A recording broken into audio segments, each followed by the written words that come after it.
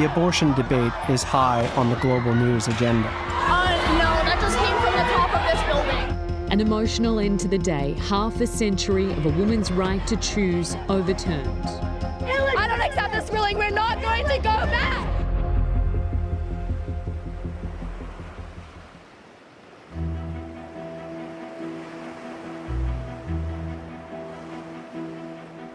For over 20 years, Dr. Rebecca Gomperts has used the ocean to circumvent national laws.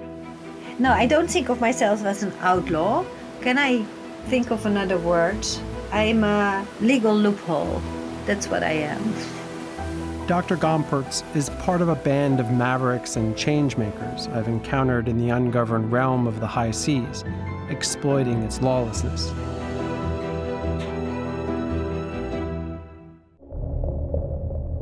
Two-thirds of the planet is covered by water. It's our planet's wildest frontier, breathtaking as much as it is vital to all life.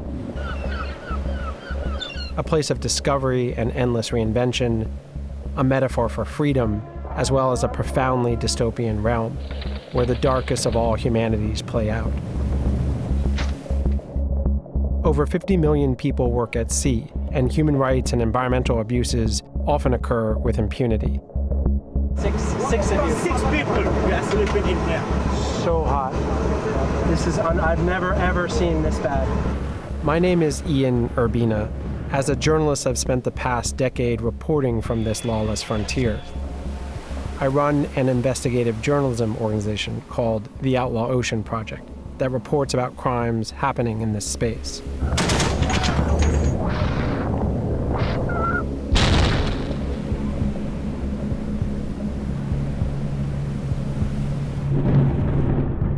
This is the Outlaw Ocean.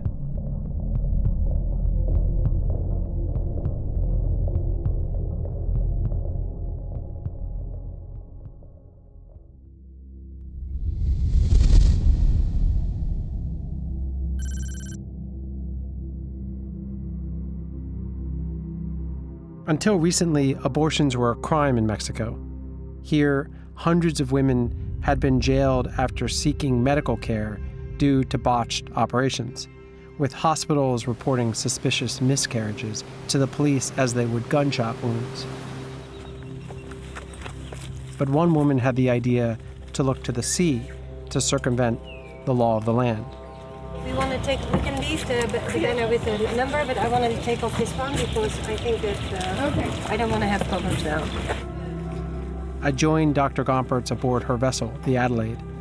On this clandestine mission, 2 young women have traveled hundreds of kilometers quietly and anonymously to board this yacht.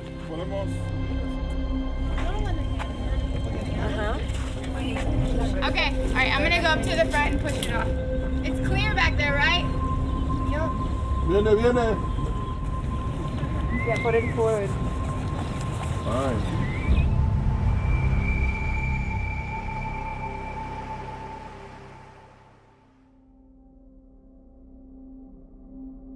When I started Women on Waves, about 120,000 women per year were dying as the result of unsafe abortion. When a country makes abortion illegal, it doesn't stop any women from seeking an abortion. Women that have the money, they can always travel to another country where abortion is legal to get a legal, safe abortion.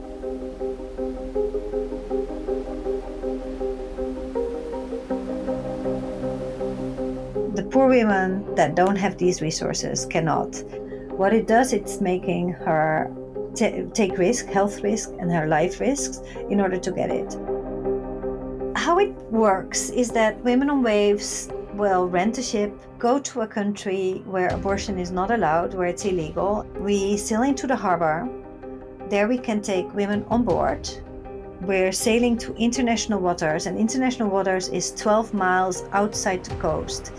And in international waters, the local laws don't apply anymore, and it's only the laws of the sea.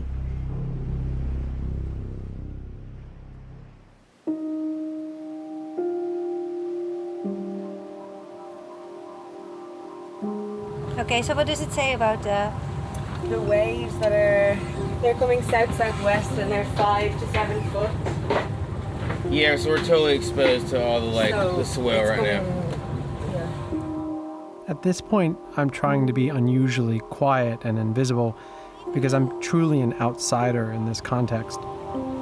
And I'm trying not to take up much space or attention, but I'm also just fixated on the dynamic of Rebecca and how nervous and intense and driven she is to make sure that they can get these women out to sea. You're fine, we're fine. Okay. Now we wait what? Yeah.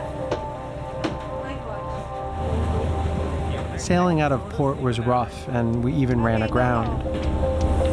Oh, wow, you was not good. Not good at all. Whoa, whoa, whoa, whoa.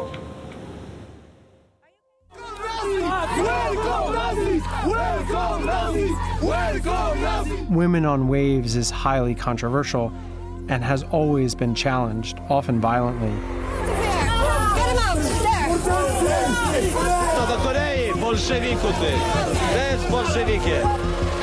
They have faced countless death threats over the years. Watch out, there. They can't go on the back. We have to go back, and we don't want them to jump on. We don't want them to protect on the ship. Come on.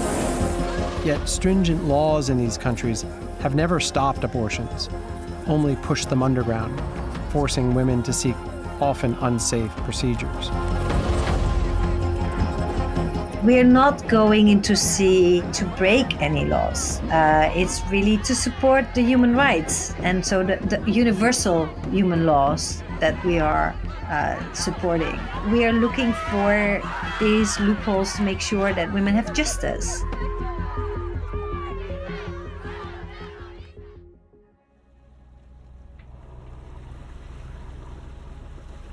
After a difficult start, we eventually reached the open sea.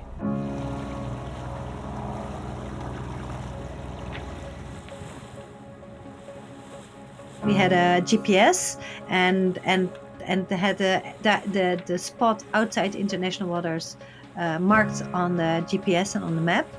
And so we even went out a little bit further. Then when we were there, we contacted the customs again with the radio, said we're now in international waters.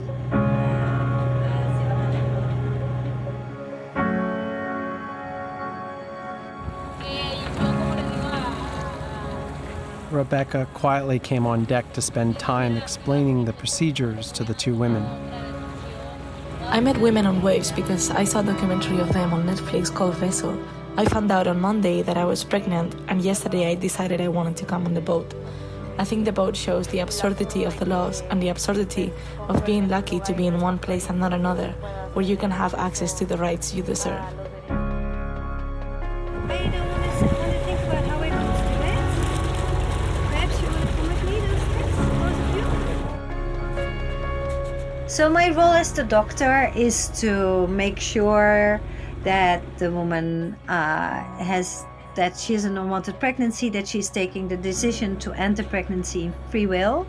I make an ultrasound to make sure that she's not pregnant too long, and that she can still use the pills, which was of course the case. And I make sure that she understands how it works.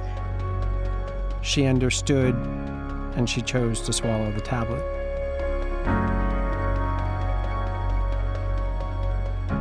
And then we sailed back. And when we entered the harbor again, we said, we are here again. And that was it. Rebecca's focus and fearlessness are remarkable.